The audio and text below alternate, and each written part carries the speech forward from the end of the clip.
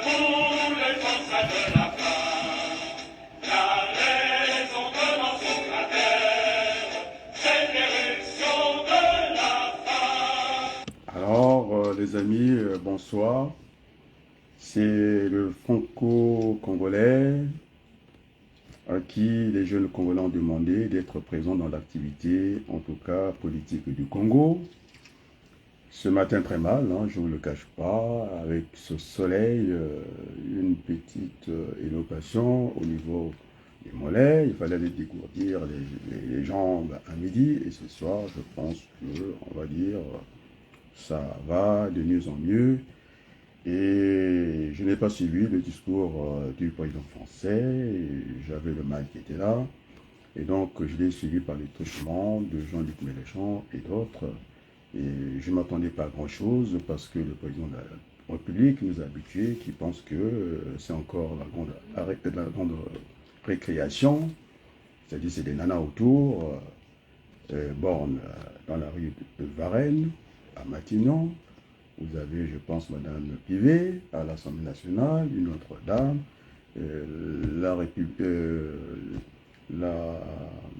la NUPS aussi a fait la même chose, Madame Le Pen, et puis c'est des sons d'éducation qu'on entend à l'Assemblée nationale de la part de la présidente de l'Assemblée nationale.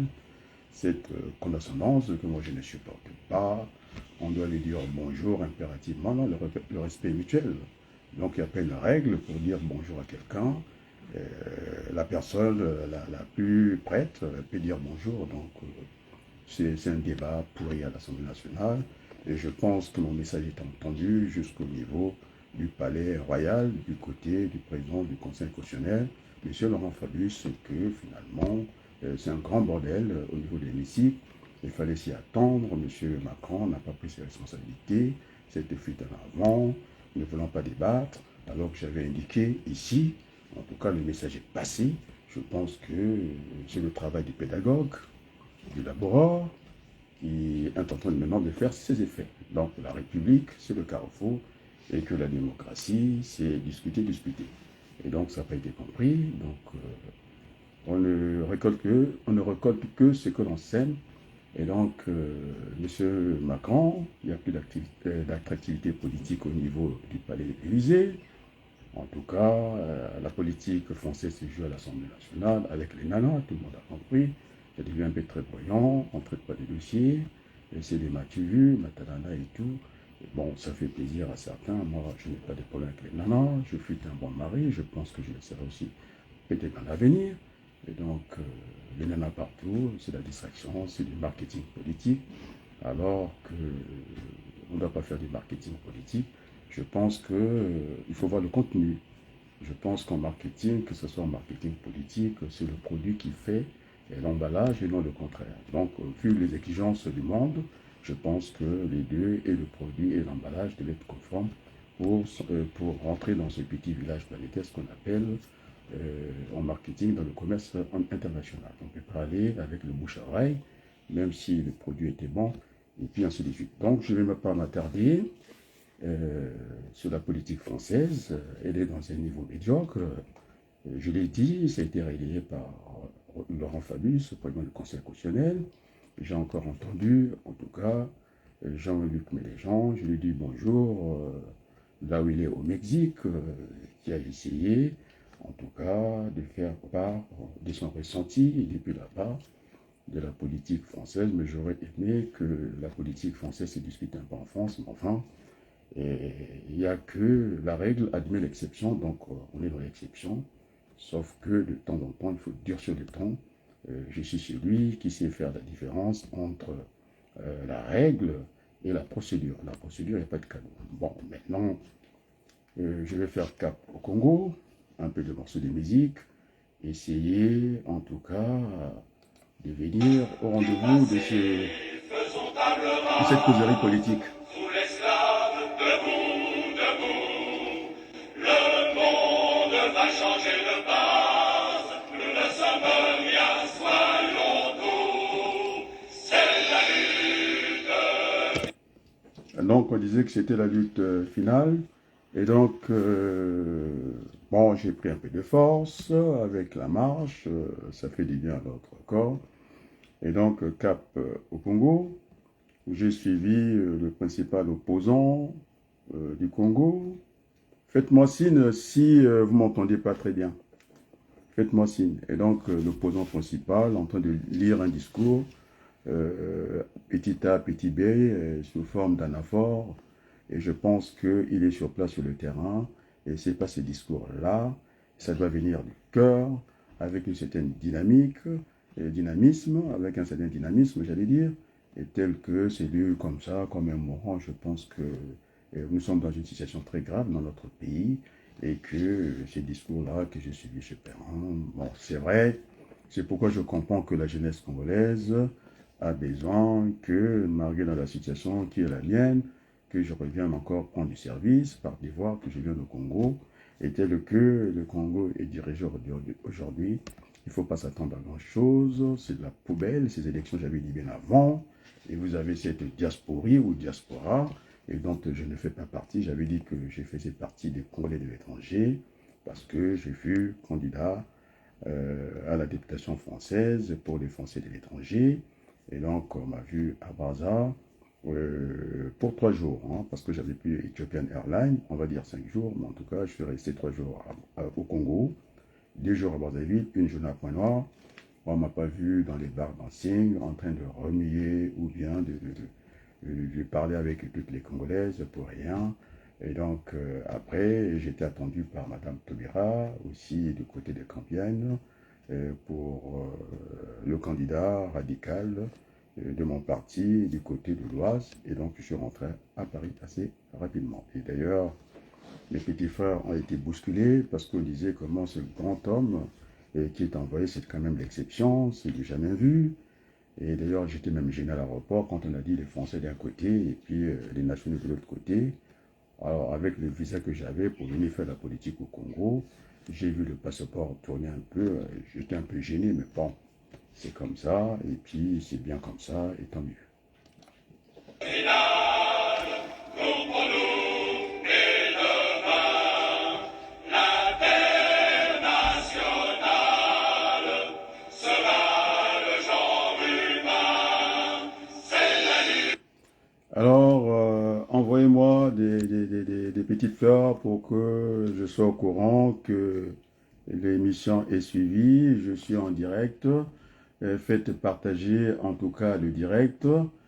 Et donc, je réponds quand même à la jeunesse congolaise qui a voulu le grand frère qui vienne en tout cas à la rescousse par rapport à ce pays qui a été maudit par la plupart, en tout cas, des gens qui ont occupé en tout cas l'Élysée. Il y a de Jacques Chirac, Macron aussi, et puis surtout Hollande, l'amoureux, qui a assassiné la démocratie au Congo. Et donc, ça ne m'étonne pas qu'il n'ait pas une vie paisible sur son carcan familial. Et donc, je pense qu'il faut le laisser là où il est. Moi, je pense il est de bonne loi. Lorsqu'un homme politique a fait une erreur, c'est de venir la réparer. Donc, Hollande devrait, en tout cas, faire, parce qu'il a été quand même ancien, il a été président de la République en France, il ne peut pas laisser le Congo en chiffon comme ça, et des élections qui ne sont pas dignes de nom. Je l'avais dit bien avant, vous avez cette diaspora, je peux dire aussi complice, qui ont commencé à me faire croire que à Mouyondi c'était la démocratie. Le petit, je ne sais pas comment on l'appelle, ce jeune homme Mouton, je ne sais pas Mouton, qui est allé dire ce discours avec des relents tribalistes et que Makambo Babélé, je pense qu'il avait mal interprété ce que je disais dans un cadre familial privé. Je faisais allusion, en tout cas aux Juifs, aux Palestiniens. Quand il s'agit d'un peu de terrain, il n'y a pas de cadeau. Donc ça n'avait rien à voir. Il y a le texte et le contexte. Je pense qu'il s'est mélangé les pédales. Et puis voilà, qu'il a été sorti de la politique comme ça. Mais je pense que ce jeune homme de Wesso m'a dit que la réalité des choses, c'est que pense tout le monde tout bas. C'est la réalité au Congo. Et maintenant, en tout cas, le pays est mal parti. Notre pays a besoin de dialogue. Ce n'est pas la peine que nous nous regardons en ces défaillances. Il ne faut pas suivre comme les Français. Ça a été la distraction. au moment où le candidat Jean-Luc Mélenchon leur a proposé, en tout cas, le salaire à 1500, ils ont voté contre le salaire, et maintenant qu'ils ne se plaignent pas, parce qu'en démocratie, nous avons la carte lecteur, nous savons mettre les bulletins au fond de l'urne, et donc, pour les Français, ils ne sont pas pleins, et je me plains de ce qui se passe dans mon pays d'origine. Et comment on peut imaginer la sorcellerie en plein jour comme ça pour en faire des futurs députés? Je pense que c'est grave quand même pour notre pays. Je pense que notre pays ne fait que reculer. On m'a parlé des bâtisseurs alors qu'on a tout cassé. On a fait la guerre.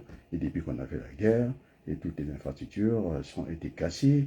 Nous avons le fleuve Congo. C'est réseau hydrographique insultant. Vous avez l'eau partout. Et puis on me dit qu'il y a des candidats qui font des forages. Ils ne se soucient même pas des glissements de terre pour les jours à venir. Et que quand j'ai vu ce fleuve Congo, c'est ce fleuve Congo qui pouvait donner de l'eau aux Congolais, eh bien, c'est la galère. On n'a pas encore l'eau, on n'a pas le courant. On me parle que ce pays est développé par rapport à quoi? Moi, je pense que vous faites beaucoup d'erreurs. Il y a déjà des institutions internationales qui ont brouillé notre économie au niveau de la région. C'est mammouth, je l'ai démontré que finalement, on ne bâtit pas un pays avec les emplois bidons. Ce discours a été entendu. Il y a même un ministre qui a été viré à force d'écouter mes propos. Mes propos sont entendus, je dis bien, au niveau du Parlement français, c'est-à-dire à l'Assemblée nationale et au Sénat. Quand je parle des élections funestes, c'est ce qui s'est passé au Congo. Quand je parle de la pagaille, ça a été repris partout. Et je pense que beaucoup des cadres français m'encouragent dans ce sens-là, que finalement, je suis un citoyen du monde. Et je me place, je suis classé aujourd'hui en tant qu'universaliste, celui qui dit ce qui est bon. Donc, je plaide pour mon pays, parce que ce n'est pas normal. Ce qui est bon pour la France devait être bon pour le Congo. Ce qui est bon pour les petits blancs devait être bon pour les petits noirs. Voilà le discours que je tiens. Moi, je ne parle pas après les gens. Alors, mon frère Blaise Zouari, coucou, est-ce qu'on m'entend bien? Fais-moi un petit signal. Parce que j'ai suivi Miarassa, il n'a pas donné le temps, en train de lire, je ne sais pas, des papiers, petit A, petit B. Cette situation devait le frapper au cœur. Il devait avoir, comme disait Laurent Fabius, les gens qui viennent lire les discours à l'Assemblée nationale, ça veut dire que c'est ça qui casse un peu la politique. Il est au Congo, il n'est pas au Congo. Qu'est-ce qu'il est en train de lire? Petit A, la Constitution. La Constitution du Congo, c'était confondu avec ce qu'on appelle le référendum. Ça n'a jamais été voté. C'est un monsieur qui est sorti du Conseil constitutionnel, et puis on a écrit, et puis terminé, c'est parti. Et donc, ce qui fait que le Congo a flotté pendant un an. Je pense en 2015-2016. Pendant un an, les présidents et les caciques du PCT ne voulaient pas entendre raison, et qu'on rentrait dans une nouvelle république. Il y avait l'ancienne république et la deuxième, le président était dans la nouvelle république, et puis l'autre était dans les députés du PCT, ils étaient dans l'ancienne république. Comment voulez-vous que les choses fonctionnent? Ça n'a pas été voté. Au lieu de venir lire les petits A, les petits B. Et donc ça devait commencer par là. Et puis nous avons des juristes congolais, je ne sais pas, ici ils n'ont pas vu cette faille-là, c'est que c'est grave. La répartition déjà des députés. Moi, j'étais candidat à la députation française. Je n'avais pas la même circonscription que Combat des listes qui est à Paris. Ils pouvaient faire porte à porte, à pied. Et moi, j'étais obligé de venir au Congo. J'avais mes électeurs là-bas. J'en avais en Irak, au Moyen-Orient. Et donc, on ne peut pas répartir le nombre de sièges pondérés sur l'étendue. J'ai été contredit une fois sur Zana TV, alors qu'une élection, ce sont les individus, ce sont les électeurs. Et j'ai une pensée profonde pour Mandela, qui était un grand homme finalement, un homme, une voix et un seul mandat. Il nous a montré le chemin, et puis ceux qui viennent s'enculer inutilement le pouvoir, après un bilan désastreux, et puis ils veulent se maintenir. Et moi, je ne vois pas bomber le torse à l'étranger. Et quand ils viennent ici, ils sont plus petits. Et moi, ce que je dis, je le dis en France. J'ai montré aux Congolais, j'ai montré aux Africains qu'il faut s'affranchir des clichés. On m'a vu démissionner en direct de mes fonctions. Hein, le PDG, c'était un millionnaire, je vous l'ai dit tranquillement. Je lui ai dû l'encadrer, mais quand il fallait faire des valises, j'ai fait des valises pour une raison simplement de mieux-être. Parce que lorsque ma femme était en difficulté à cette époque-là, il m'avait donné le choix de choisir entre l'entreprise et rester à côté de ma femme. Je pense qu'on a toujours le choix. Ceux qui disent non, pas toujours le choix, on a toujours le choix. Et j'ai fait le choix de rester à côté de ma femme. Et quand je suis revenu dans l'entreprise, et quand j'ai repensé à cette parole-là, eh bien, ça a permis que je peux mettre des claques et je peux partir. Et la tête haute. C'est comme ça qu'on doit vivre. C'est pas ils viennent bomber le torse ici, le franc CFA. C'est encore, puisque je vais emprunter le langage qui n'est pas le mien, celui du président français, qu'il avait envie d'emmerder le français. Votre franc CFA, c'est de la merde, c'est une monnaie paresseuse, alors que elle devait participer à la compétition parce que le pétrole est quand même dans notre continent.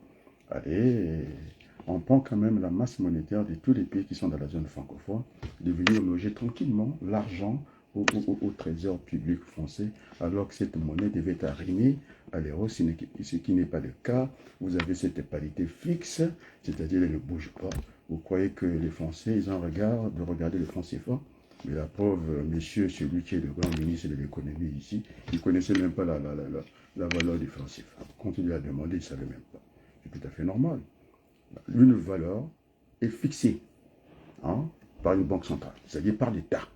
Ce qui fixe. Quand on a fait l'Europe, c'était ça. On a fait des paniers. Après, le reste, c'est ce qu'on appelle les prix de marché, les prix courants.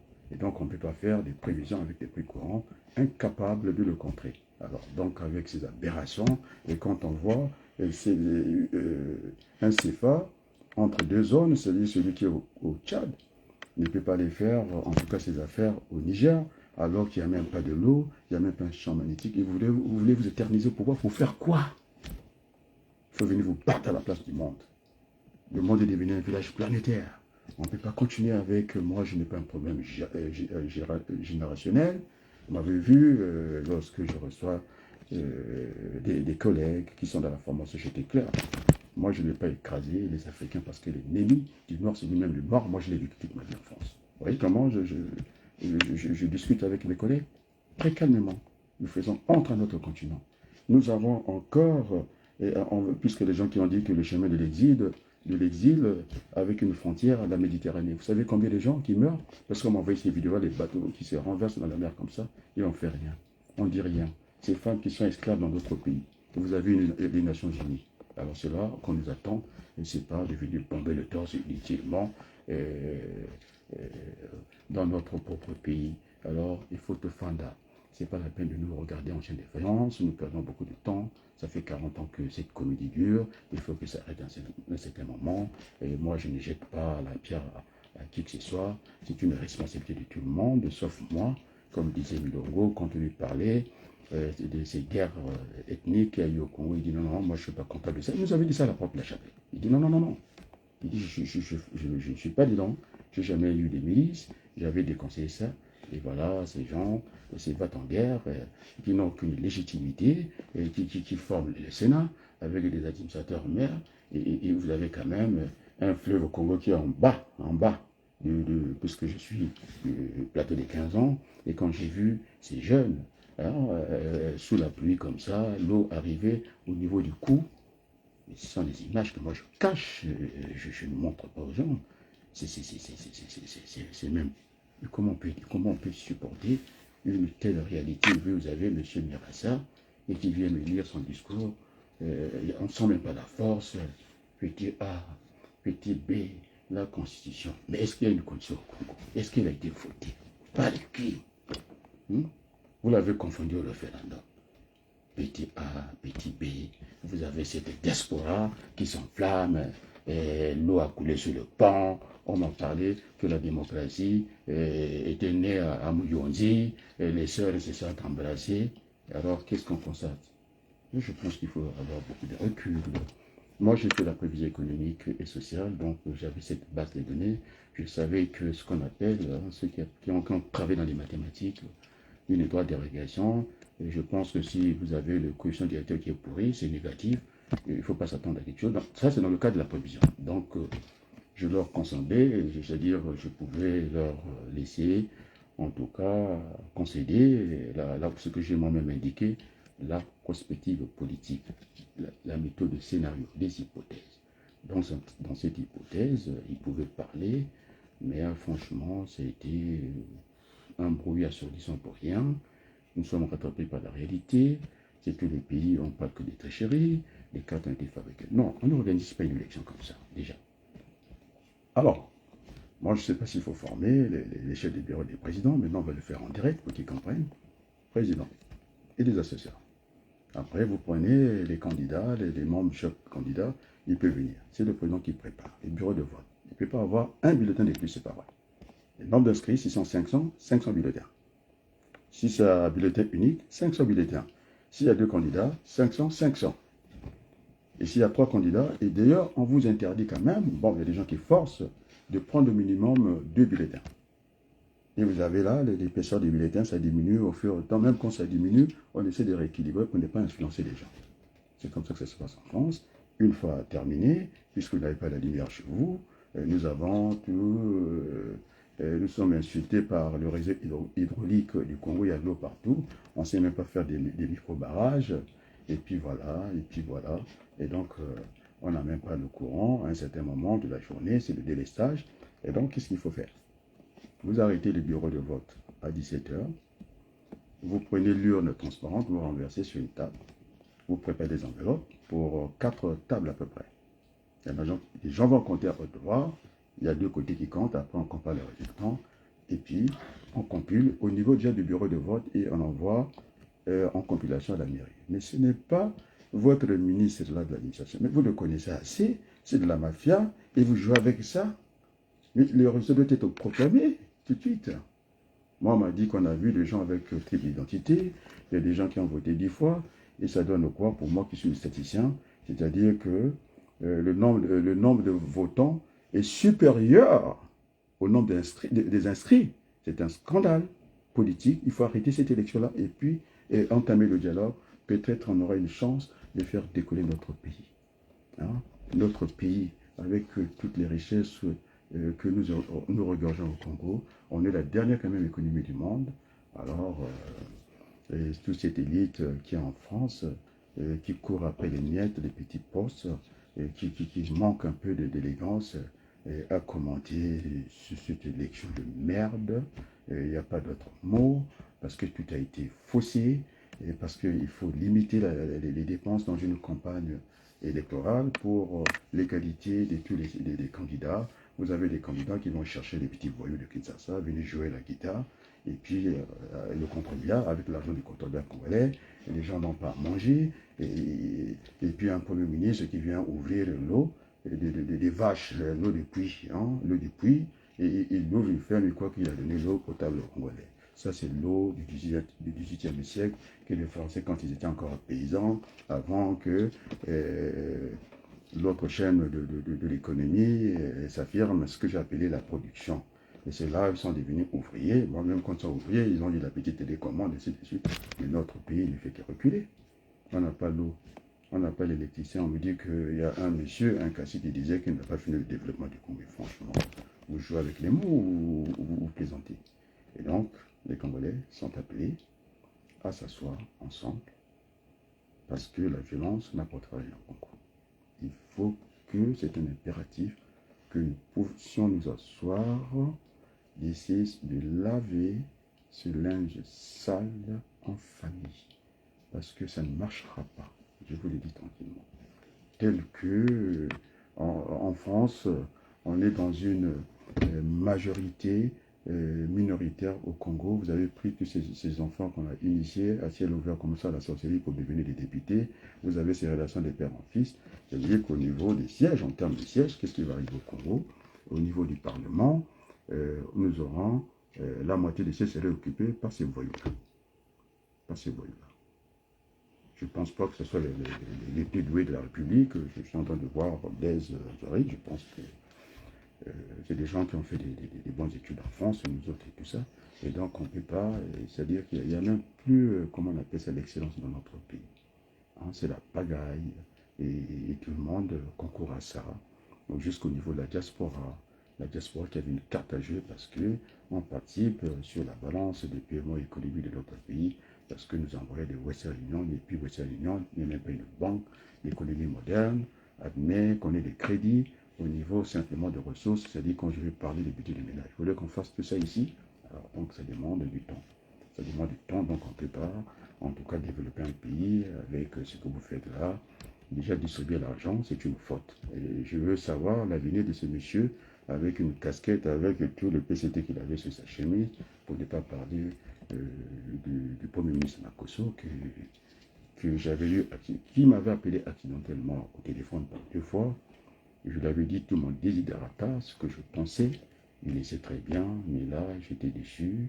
Il ouvre, au lieu d'attacher ses boutons, il détache ses boutons, il ouvre largement comme ça.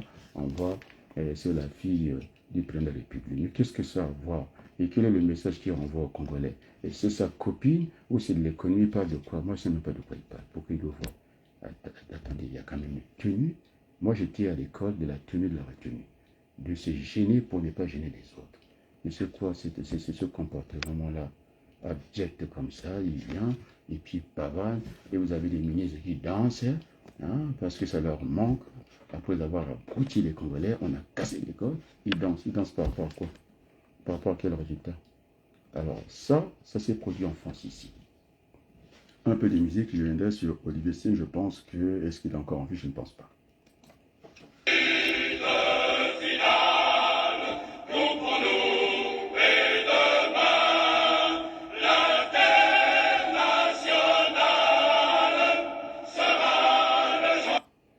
Merci Nadège Mav pour le coucou, merci beaucoup, faites partager le direct. Et si les Congolais continuent à suivre les Mirassa sur la chaîne du Canada où je suis invité, je pense que Pera avait raison, que les Congolais ont besoin de mes analyses aussi sur les grands plateaux. Et donc l'ordinateur est là, les micros sont achetés, maintenant il faut configurer l'ordinateur et que je ne sois pas en portrait, j'aimerais bien être avec en paysage. Vous le connaissez lorsque ma femme est encore là, la petite fleur ne manquait pas. J'ai dû déménager, eh bien, je suis dans une situation exceptionnelle. Je n'avais pas fini, en tout cas, ce que j'ai traversé. J'ai lu des lettres, je vous ai lu. Il faut que, assez rapidement, que je revienne, en tout cas, prendre du service au niveau de mon pays d'origine. Dira dans un dicton, devant un enfant qui meurt, la nausée ne fait plus le poids. C'est à ce titre-là que je suis là. Et c'est pas pour venir insulter ceux les détenants du pouvoir ou ceux qui se disent dans l'opposition finalement, qui sont pas dans l'opposition. Et puis ces accompagnateurs s'en gênent. Et puis voilà, après ils viennent se plaindre. Voilà, on a truqué. Et tout le monde sait que le PCT n'a jamais gagné l'élection. Normal. La meilleure des élections a eu autant Tony Longo, et pourtant il était aux affaires. Il n'a pas dit, comme certains hommes politiques, quand on a gagné des élections, c'est pour ne pas les perdre. Je pense que Nilongo, Massamba Diba, c'était des grands hommes pour notre pays. Et c'est dommage qu'on ne trouve pas des stèles pour ces gens-là. Et puis.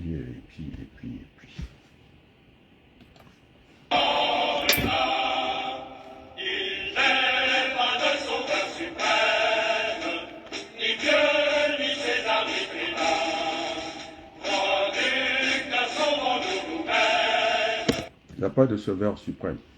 C'est au peuple de prendre ses responsabilités. Voilà. Donc, moi, je ne suis pas un battant en guerre. La violence dit qu'elle est bien. Je n'ai jamais souscrit à la violence. Et donc, oui, je me suis fait le devoir de venir, puisque on appelait ça causerie, en tout cas politique. Il n'y en aura pas qu'une, parce que vous avez sollicité, en tout cas, votre grand frère que je suis. Et puis voilà, je ne peux pas laisser le Congo mourir d'une belle mort comme ça, parce que il y a des gens qui ne veulent pas entendre raison. Ils croient que la politique est un job. Non, la politique est un sacerdoce. Et que les jobs tels que moi, j'allais participer aux élections politiques en France. J'étais au plus mal de ma personne. Et donc, si je n'avais qu'à compter sur la politique aujourd'hui, je ne serais pas en face de vous. Donc, moi, j'ai un job parmi les meilleurs du monde. Je n'ai pas dit le premier job, c'est la prostitution. C'est ce que font l'élite congolaise et qui me déçoit. Et puis, on vient lire un discours, l'article, le temps, mais ça ne parle pas de l'article, ça commence déjà par rapport à notre propre constitution. C'est l'acte fondamental des pays. Ça n'a pas été voté. On s'est retrouvé le Congo flottant entre deux constitutions. C'est inédit, on n'a jamais vu ça dans le monde. Et lorsque je parlais Olivier Stier, je pense que le député de ce monde, c'était le candidat de l'ouverture à l'époque de Michel Rocard. Il était parti prendre les demandeurs d'emploi et pour montrer qu'il avait une audience au niveau de la circonscription, il a payé en tout cas les demandeurs d'emploi. Et comme c'était un contrat, eh bien, les réunions politiques, des fois, ça ne commence pas à l'heure prévue. Il y avait du retard. De 14 h, on a dû démarrer la réunion de Olivier Stirn. Et dans les 15 h, quelque chose comme ça, il y a 15 h, puis c'était le contrat. Tout le monde a commencé à partir. Et puis, on a vu la salle s'est vidée. Et puis, c'est là où l'eau vraiment a coulé en France. On a dit non. Et ça a été châtié. Mais vous avez quand même des candidats qui distribuent l'argent. Ça ne force personne. Vous avez monsieur qui vient me dire A, condition 2, condition B. Et je n'ai fait que écouter ça à un certain moment. J'étais satisfait. Il doit être un homme de combat. Il faut qu'on sente dans le visage, en train de dire, moi, le discours, il nous a fait ceci, il est en train de pleurer. Il ne s'agit pas de pleurer, il s'agit de dire la vérité aux Congolais, à ceux qui ont le pouvoir. Le pouvoir doit être partagé. Le Congo n'appartient à personne. Et puis on me parle des Rwandais, des paresseux qui ne savent même pas, ils savent même plus cultiver la terre. Et puis vous plaignez les Rwandais. Et alors, il faut cultiver la terre, il n'y a pas que la politique à faire dans notre pays. Le chemin du développement a été tracé. On commence par le secteur primaire. Et le chef le dit tranquillement. Et personne ne suit. Disant que les poissons vieillissent et meurent de vieillesse. On le dit. Et si je vois un Congolais qui est en train de faire, comment on appelle ça, nettoyer et boire, il faut qu'il rentre au bercail. Mais le bord de ville est sale. Il n'y a pas de ce métier. Moi, j'ai été dans le cadre de la décentralisation, je l'ai vu à Bruxelles. J'avais fait un tour à Bruxelles, je vous assure. 6 mois, la Belgique n'avait pas de gouvernement. Mais comme ces imbéciles-là, qui ne sont pas élus, qui n'ont aucune légitimité, qui ne peuvent pas rendre de compte au peuple, et bien voilà, vous avez quand même l'eau en bas du fleuve Congo. Les enfants, ils ont l'eau jusqu'au cou, au plateau de 15 ans. Et je me suis posé la question, est-ce que si c'était la Hollande des Pays-Bas, quel serait devenu le Congo? Le Congo allait disparaître avec les eaux. L'eau est en bas, le plateau de 15 ans, je ne sais pas à combien de hauteur, il y a quand même l'eau qui rentre, parce que il y avait la canalisation à l'époque. Eh bien, on a été construit, là où on a tout cassé, et puis ils ne savent pas qu'il faut mettre une déclinaison, une petite pente pour que l'eau coule, et puis ainsi de suite, et ainsi de suite. Ils ne savent pas le faire. On appelle ça des bassins, et puis construire des bassins de rétention, que ce soit à ciel ouvert, et d'ailleurs je préfère que ce soit fermé, ces bassins de rétention, pour éviter des incidents, parce que des fois nos enfants, et par le manque de terrain pour faire le sport, et par ceci, et donc on peut avoir ce genre de soucis. Alors ça se fait comme ça. Hein. L'eau qui rentre, hein, on est au plateau, les 15 ans, la mer, le fleuve Congo est en bas, et puis il y a quand même l'eau qui arrive au niveau du cou des enfants. Est-ce que nous on a été dans ce genre de conditions? Nous n'avons pas été là. Je pense que c'est un sacrilège, je pense que c'est un privilège, on va dire, quand on sert la République, c'est un privilège, parce que ce n'est pas donné à tout le monde, et quand on est là, il faut savoir remettre le tablier. Il faut faire des bilans. Moi, je le fais tous les jours dans ma vie d'enseignant. Bonjour. Non, ça ne commence pas par le bonjour, c'est parce que l'amusement a été fait, la présidente privée de l'Assemblée nationale, en train de faire de la morale aux gens, il faut qu'on lui dise bonjour. Non, moi, ça ne se passe pas comme ça. Ce sont des relations humaines naturelles. J'arrive, si je suis de bruit, des fois j'arrive en retard. Alors, quand j'arrive, il peut me dire bonjour. Il n'est pas dit qu'il y a pas une règle pour ça, pour le respect mutuel. Et donc, le cinéma que Macron a installé, le cinéma de Nana, je dis bien des femmes, il aime bien les femmes aujourd'hui, il montre que, aujourd'hui, il a fait un discours, il y avait des femmes autour de lui, il ne parlait même pas français. Il a admiré les nanas, c'est ça que ça veut dire. Il n'est pas au travail, il a mis à l'Assemblée des nanas, petit genre comme ça. Oh là là, je pense l'ère Mitterrand. mais ça avait bardé avec des hommes politiques comme, comment on l'appelle, Bernard Ponce, qui a été ministre plusieurs fois député. Quand Rocard rêve à l'Assemblée nationale pour présenter son discours de politique générale, qui était voté avec une majorité courte d'ailleurs.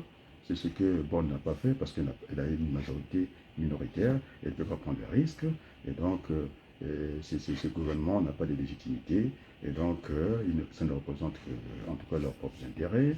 Et donc, et voilà. Il tira à Michel Rocard dès qu'il avait terminé son discours avant cette confiance, avant de voter la confiance du gouvernement Rocard. Et je pense qu'il prend la parole, il dit, attendez, monsieur Rocard, vous voulez le pouvoir, non? Vous l'avez, maintenant il faut l'exercer. Et là, depuis les élections, on a fait, Macron nous a amusés, il voulait bien une femme, on a commencé, comme les catalogues, à les sortir, un tel, votre train, c'est pas votre train, c'est un tel, un tel. Moi, ça me fait rire, ce cinéma-là. Moi, les femmes, ouf. J'étais un bon mari, tout le monde le sait. Et puis, je pense que, encore un peu de l'international. Décrétons le salut commun pour que l'œuvre le rende gorge, pour tirer l'esprit du cachot. Donc, je précise bien que nous sommes dans une causerie du franco-congolais, c'est pas du pêle-mêle. De temps en temps, j'essaie de parler du Congo, j'essaie de parler de la France, mon pays d'adoption. J'ai plus vécu en France qu'au Congo. Et donc, je ne parle pas de l'Afrique en général. Et pourtant, je sais bien qu'il y a le Cameroun, il y a le Tchad. Donc, je ne sors pas dans le cadre, ce que j'ai envie de dire, entre les deux pays. J'avais dit que c'était la pagaille. Et quand il y a la pagaille en France, politique, au Congo, c'est le bordel. Il n'y a pas d'autre mot. Il faut que nous puissions nous saisir, d'essayer de bâtir ensemble ce Congo. Je pense qu'il n'est jamais trop tard. Maintenant, ceux qui pensent que le Congo leur appartient, je pense que c'est une erreur. Il y a l'Imboka, il y a mon ami aussi au Congo. Donc, tellement qu'il faut que je répète ces choses-là.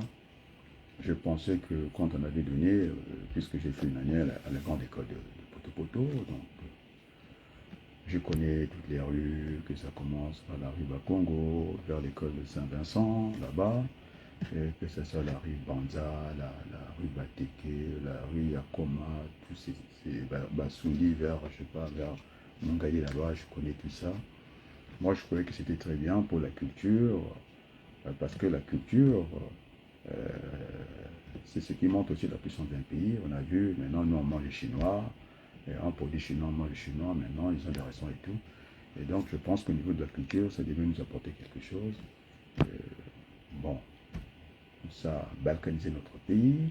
C'est là que naissent les chefs de guerre. Il y a un chef de la rue Bateke, il y a un chef de la rue Mboshi, il y a un chef de la rue Bakongo, il n'y a que ça, il n'y a que la violence partout. On l'a même mis dans la culture de notre pays.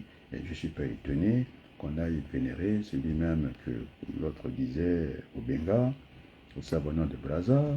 Et on en a fait tellement, même un musée pour lui. Et allez voir les premiers pères de l'indépendance du Congo. Massamba Diba n'a pas de sépulture. Mais Yulu la tombe, il n'y a rien. Et puis ainsi de suite. Vous croyez que notre pays, mais ça c'est l'âme d'un pays, on est en train de nous mourir nous-mêmes. Donc c'est des gens qui ont marqué l'histoire du Congo.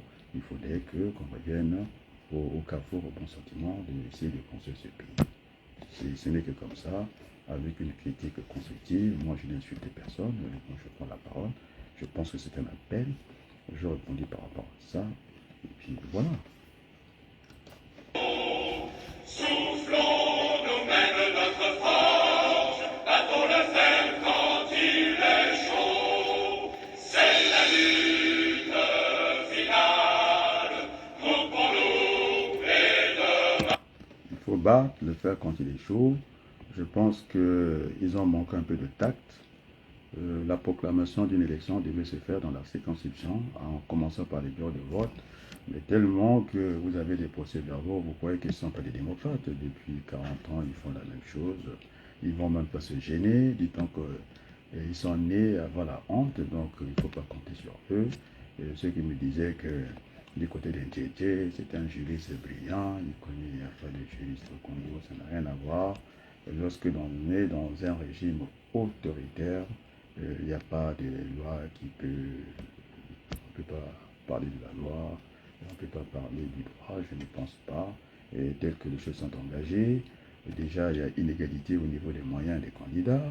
Et une élection présidentielle à 25 millions, c'est légitime nulle part. Ça veut dire que nous ne sommes pas... Il y a des Congolais qui ne sont pas Congolais, quoi. Donc je pense que ça, il faut refaire ça. Le découpage, les circonscriptions. Je pense que c'est dans l'axe Bordeville, Pointe-Noire qu'il y a plus de candidats. C'est là qu'il faut mettre un peu plus de sièges.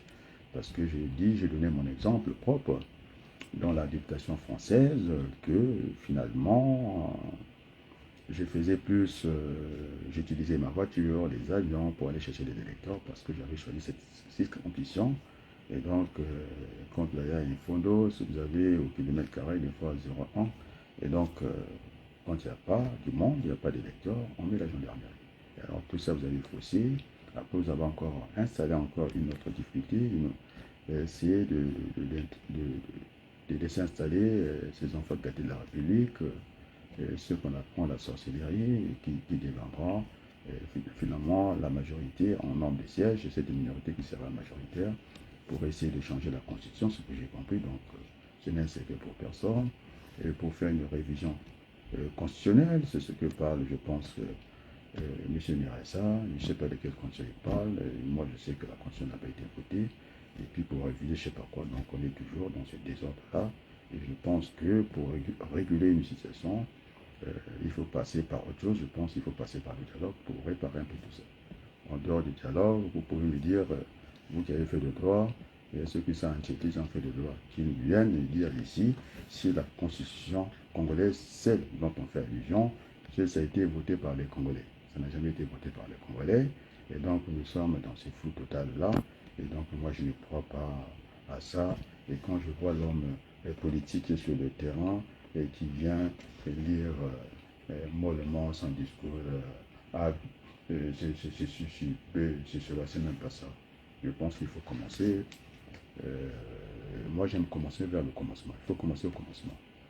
On prend les choses au milieu, on parle du droit congolais. Mais ça commence par la Constitution, c'est là qu'on entend d'un pays. Alors, avant de venir A et B, est-ce que la Constitution congolaise a été votée? Non. Donc, comment il faut réparer? Très bien. Il faut réparer par le dialogue national inclusif, sans chasser personne et le PCT niveau. Et puis on revient au bon, c'est-à-dire on revient au carrefour, à la République. Il faut revenir à la République. Alors, on continue encore avec l'international. J'aime bien ces morceaux. Ça nous inspire pour aller dans cette lutte démocratique. Moi, je ne suis pas violent. Je le dis comme je le pense. Donc, je n'insulte personne là. Je veux que moi, la noce à Congo, à la Takitoko. C'est tout ce que je dis. Les Rwandais qui viennent s'installer au Congo, moi, je n'ai pas foutre avec ça. Moi, je vis à l'étranger. C'est pas mon problème. J'ai combattu le racisme ici. Et donc, je ne vais pas rentrer dans les panneaux du tribalisme. C'est sans nos frères. Notre identité est là. La première, c'est là. Et donc, ils peuvent venir, mais pas d'une manière un peu frauduleuse, pas d'une manière un peu bizarre. Ils viennent légalement, ils veulent travailler au Congo, ils sont les bienvenus. C'est comme ça. Hein? Vous parlez des Rwandais. Mais parce qu'il était paresseux, vous ne savez pas cultiver la terre. Hein? Vous ne savez pas cultiver la terre. Et puis, ça pas que, puisque vous êtes en train de distribuer l'argent. Vous distribuez quoi? Rien du tout. Hein? Vous avez vu les économies quand ils sont arrêtés ici, de quoi qu'il en coûte? C'est reposé sur quoi? Quoi que c'est reposé sur l'économie de l'information. L'économie, on met des petits traits, des petits pointillés. C'était l'économie réelle, moi j'enseigne ça. En tant qu'économiste, quand je descends au niveau de la gestion, je descends encore plus bas en logistique. Mais c'est des flux simples. Vous commandez une marchandise, c'est pointillé, vous n'avez pas la marchandise. Maintenant, le fournisseur, quand il attrape votre commande, que ce soit au téléphone, c'est ce que j'appelle l'économie de l'information, puisqu'on peut commander au téléphone. Après, boum, il vous envoie ça tranquillement, physiquement. Alors, donc, à un certain moment, l'économie du monde n'a pas fonctionné. Il n'y avait pas la spéculation. Et donc, alors que vraiment Barre disait que la meilleure économie, c'est aller mesurer les performances. Il faut aller coter son entreprise au marché, hein, sur le marché, c'est ce qu'on appelle. Et il y a des divisions, première division, deuxième division. On a vu Bernard Tapie se faire déclasser sur son entreprise. Le CAC 40, c'est un peu ça. Alors, vous distribuez l'argent. Mais c'est l'économie qui bâtit la finance, et non le contraire. On a vu ça quand il y avait le fonds du Dekma. On ne peut pas m'expliquer que une économie faible peut produire une monnaie forte. Mais la preuve en est que le CFA est plus costaud que le dinar qu'on voit dans le Maghreb. Et c'est là-bas les Français vont faire des investissements. Ils devaient faire les investissements chez nous. Il n'y a pas de banque, c'est-à-dire sur le bordel. Il faudrait qu'on nous laisse venir construire ce pays. Sans aller chercher un avocat et qui gérait l'hôpital, comment on appelle ça, de Montréal, qui est venu sans équipe comme ça, et qui a volé tout l'argent du Congo parce que ce monsieur c'était un avocat. C'est vrai qu'il dirigeait l'hôpital du Canada parce qu'il y a des gens du Canada qui me regardent ici. Ah, Serge Maboussou. Ah, regarde, merci beaucoup pour le coucou. Et donc ce Canadien-là, il faisait écran simplement. Il n'était pas venu pour diriger l'hôpital. Il se revenait avec du matériel, il est venu les mains vides, et puis il est parti en insultant les Congolais. Moi, c'est pas ce que je voulais faire. J'ai des amis médecins que j'étais d'abord venu faire un audit, et puis commencer à fonctionner. Voilà, le patriotisme, j'avais à l'époque l'idée, et tous ces cadres que nous avons en France, ici, est-ce que pendant nos périodes de congé, est-ce qu'il ne fallait pas mettre cette rotation de temps en temps et d'aller apporter sur notre expertise? Mais quand il y avait eu cette affaire du 4 mars, et cette élite de la diaspora, hein, qui était engloutie par les médecins qui étaient moins compétents que eux, ils sont partis, au lieu de faire comme les Marocains quand il y a eu le 4 mars. Ils n'ont pas suivi les Français sont partis là où c'est construit. Ils ont occupé l'hôpital militaire, ils ont occupé l'hôpital général. Mais qu'est-ce qu'ont demandé les Marocains? C'est-à-dire l'hôpital de guerre, l'hôpital d'exception, l'hôpital d'urgence. Ils ont dit donnez-nous le stade de Dornano. Ils ont fait l'opération, des opérations là-dedans. Mais les Congolais, même ceux qui étaient des anesthésistes, c'était des grands chirurgiens ici, ils ont été allés faire des soins infirmiers, des pansements. Vous croyez que ça honore nos cadres aussi? Voilà ce qu'ils ont été faits. Quand il y a eu le 4 mars, ils étaient partis en fanfare là-bas, on les a dissimulés à gauche, à droite, alors qu'ils devaient demander. Eh bien, les Marocains sont au stade marchand, nous on va prendre le stade Dornano, nous on prend le stade marchand. Il y avait toutes les compétences, de montrer leur expertise. C'est ça les Congolais. Sans aller faire la courbette à ces gens qui sont nuls. C'est ça le débat.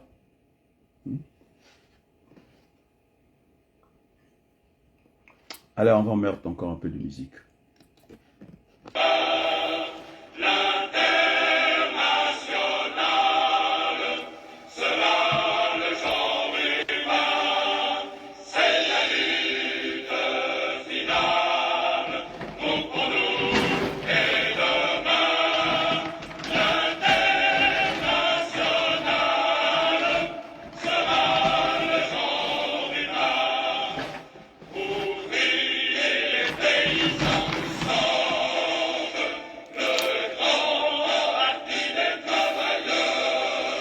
Construire déjà.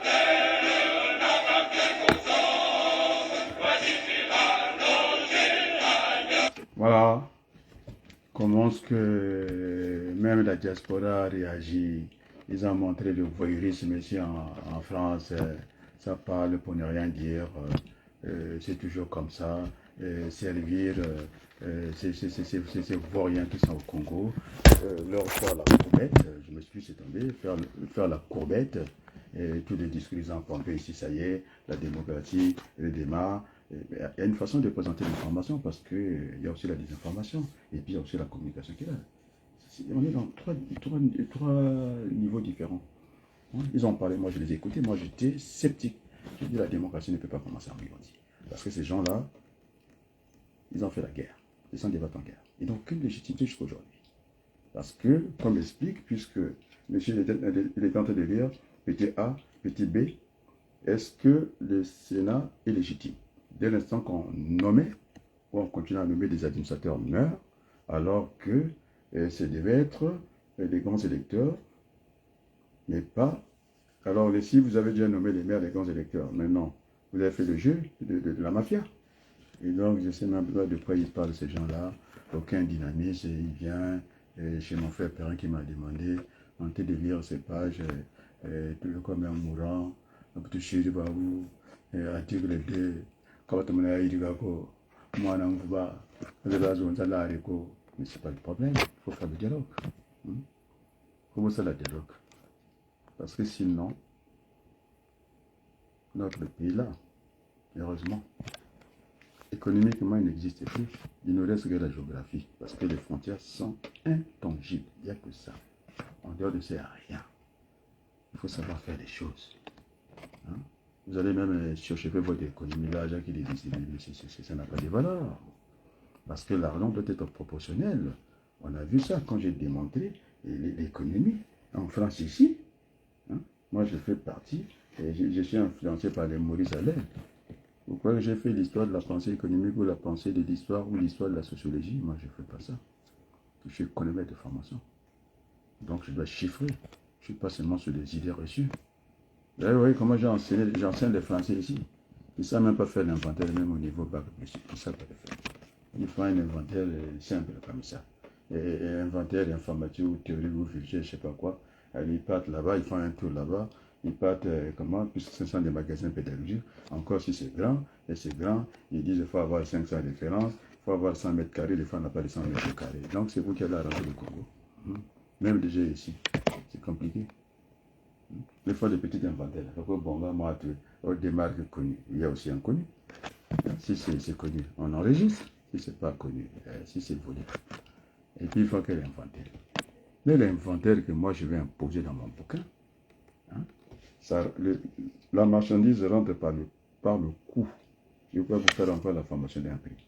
Ça sort par le prix de vente. Donc, il y a une acquisition. Vous allez faire l'inventaire comment? Il faut déterminer la valeur. Il faut que ces étudiants-là, qui sont jusqu'au baccalauréat, ils connaissent même pas le prix de revient. Est-ce qu'ils connaissent le prix de revient? Ils font l'inventaire, ils vont chercher des bricoles, ils reviennent, ils en font un inventaire. Quel inventaire? Ça, on appelle ça une tenue de stock, c'est même pas la tenue de stock. Hein? Quand on va prendre ce qu'on appelle les politiques d'approvisionnement, mais vous avez le généticien qui va sortir avec les chiquiers, hein, les 4. On ne posera même pas la question qui commande pourquoi, combien et quand. Et vous faites commande variable, commande fixe. Date fixe, vous avez les 4. Hein? Politique de base d'approvisionnement. Et puis il y a des gens qui le savent pas. Et puis j'ai vu, moi on m'a testé par un étudiant, un de mes apprenants marocains. Quand vous voulez reposer cas, il y a l'université Mariam. J'ai envoyé ça à mon frère, comment on l'appelle, l'un des mathématiciens de la diaspora. Bon, moi, je fais partie des courriers de l'étranger. J'ai envoyé à Maurice Doussala. Bam! Je recule, comme ça, je regarde comme ça. Je l'ai envoyé, je l'ai enregistré.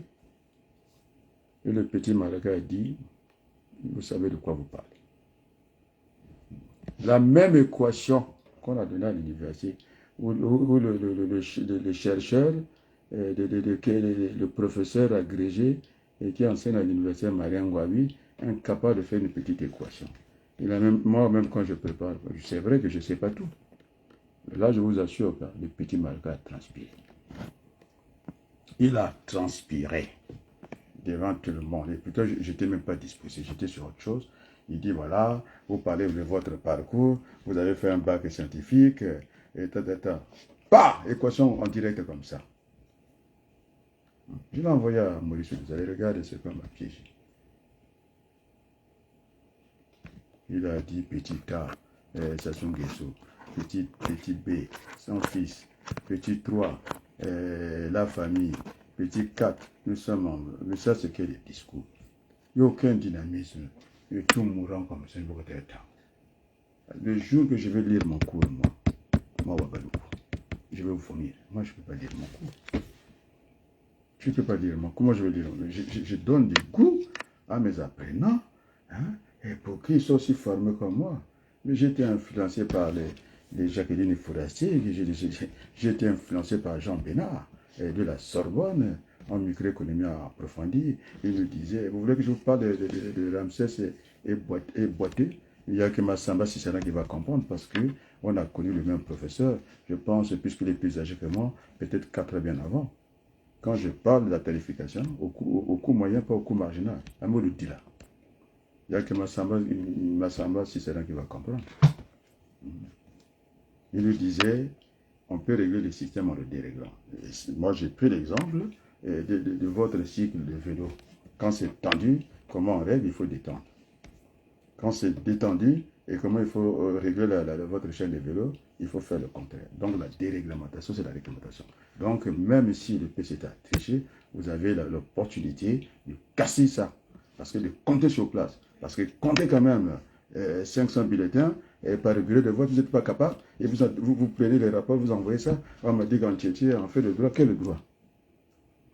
On fait que le droit en Tchétché. C'est ce que ce copain dit ici. Il y a le droit au Congo, vous êtes sûr? Vous êtes en train de me faire rire, oui. Donc je suis obligé de venir faire une causerie avec vous. Parce que je ne l'ai pas senti. C'est trop mou. Discours que t'attends. En pleurant. Petit B. Et puis entre-temps, il est venu avec son passeport diplomatique ici. Vous allez faire rire les gens. Vous allez faire rire les gens. Vous allez faire rire les gens. Parce que vous êtes là pour accompagner ce système-là. C'est pas vrai. Je n'ai pas senti quelque chose. Je n'ai pas senti. Lire ce discours-là. Avec une telle mollesse. Si c'est comme ça que vous enseignez, vous formez des étudiants à l'université. Moi, j'ai enseigné dans des universités en France. Mes étudiants sont fiers de moi. Ah, tu veux le temps. Mais commence par la Constitution, n'a pas été votée par les Congolais. C'est ça déjà, on a flotté avec ça. Tous ces enfants de dignité, de pouvoir, qui vont occuper la moitié de cette Assemblée nationale pour changer la Constitution. Mais c'est ça qu'il faut dire. Mais il ne parle de quoi là? Mais tout le monde le connaît. Ça va aller là. Mais je pense qu'il ne faut pas que ça aille là. Tout le monde a sa place au Congo. Tout le monde. J'ai dit dialogue national inclusif. Il faut que nous nous parlions. Il faut qu'on parle entre nous. Vous ne faites pas des bilans. Moi, j'en fais tous les jours. Tous les jours quand je suis en cours. Vous savez, je suis allé marcher. J'ai l'un des mollets. Je ne sais pas si c'est une élongation. J'ai envie de le dire à ta fierté. Il faut le Tchad pour venir causer avec vous parce qu'il me l'a appelé. Il dit, grand frère, il faut que tu viennes nous aider. Et la diaspora parle de quoi? Je ne sais pas de quoi il parle. Maintenant, elle est terminée. Ils n'ont plus d'arguments. Avant l'élection, on les a vus pavaner, faire des analyses. Quelle analyse? Allez, ça y est, démocratie. Parce que vous êtes sûr qu'à Mouyonji, on peut faire la démocratie? Dans tout le Congo, on ne fait pas la démocratie, on va la faire à Mouyonji. Et on me dit que le jeune de Woussou n'est pas sa première tentative. Rien que déjà par ce qu'il est, il devait même pas être ministre. On l'appelle Michel le ministre, Dieu le ministre. Bon, je pense que si l'international est fini, je me suis fait des soucis pour vous, déjà pour moi-même, parce que je n'étais pas très bien. Il a fallu que je tourne le matelas, parce que c'est l'été, peut-être que c'est ça. Bon, la marche, ça m'a fait beaucoup de bien. Maintenant, je pense qu'on reviendra encore discuter avec vous. Et puis, merci, faites partager l'info. Je pense qu'il ne faut pas désespérer. Nous allons bâtir ce pays avec tous les enfants du Congo. Tous les enfants. C'est-à-dire les filles et les fils du Congo. Moi, c'est ce que je pense. Parce que notre pays n'a pas été bâti. Vous avez parlé des bâtisseurs. Non, notre pays a été détruit. Si, quand j'ai regardé la carte géographique du Congo, j'ai essayé de regarder où se trouvait la Likumu, Sibiti. Je pense qu'ils ont une frontière avec le plateau, pas très loin avec le Gabon. Et donc, si on avait construit des routes chez nous, je pense qu'on n'aurait pas sérieusement de tribalisme. Et donc, il faut comprendre, il faut mettre l'argent là, il faut mettre l'argent. C'est-à-dire, la route est un facteur de développement économique et de cohésion sociale. Et comment voulez-vous que celui qui a beaucoup se rende compte de la vie de merde de celui qui a une fond? Maintenant, vous avez vu la tricherie, et maintenant les gens du Nord Donc, ce n'est pas vraiment un problème et ce que vous voulez mettre à la politique, le tribalisme, à tout craindre. Ils se plaignent. Ils ont dit que je m'appelle Ndongo. Vous avez entendu, c'est lui qui s'est plus se plaint. Il n'a pas fui les menaces. Et c'est ce qu'il faut faire. Donc, il faut avoir le courage de ses idées. Et moi, je n'incite pas à la violence, je ne l'ai jamais fait. Je reçois des vidéos, on m'a encore envoyé toujours des tragédies. Ceux qui veulent venir me tester, moi je dis ce que je pense, je dis ce que je dis en blanc, je dis en noir. Et donc, c'est pas avec ces petites vidéos, d'abord c'est très violent, ça va être censuré. Et donc, je sais que là, il y a eu des bateaux, naufrage de nos enfants au niveau de cette frontière commune. C'est ça qui m'interpelle. Moi, je ne vais pas m'amuser à faire ça, quoi. Donc, je suis français, non, j'ai la nationalité française, j'ai la double nationalité, on va dire des choses comme ça. Donc, n'attendez pas, et comme certains démagogues, il a le passeport français, il parle contre la France. Non, moi je ne fais pas comme ça. Je soutiens les deux pays parce que nous avons une longue histoire. Il y a eu en tout cas des maladresses. Je ne dirais même pas ce que disait le professeur Mamadou Koulibaly, qui est en train pour professeur agrégé. Qu'il fallait oublier. Non, moi je ne dis rien. Donc c'est quelque chose qui s'est passé. Et c'était violent, l'esclavage. Et donc moi je ne suis pas prêt à oublier ça. Non, je ne dis pas ça. Il avait dit qu'on pouvait passer. Non, on passe pas. On passe pas. C'est très grave. Et ça fait du mal à ceux qui étaient avant notre génération. Et donc moi je n'ai pas envie qu'on passe des choses comme ça. D'accord. Donc sur ce, je vais vous dire un bonsoir.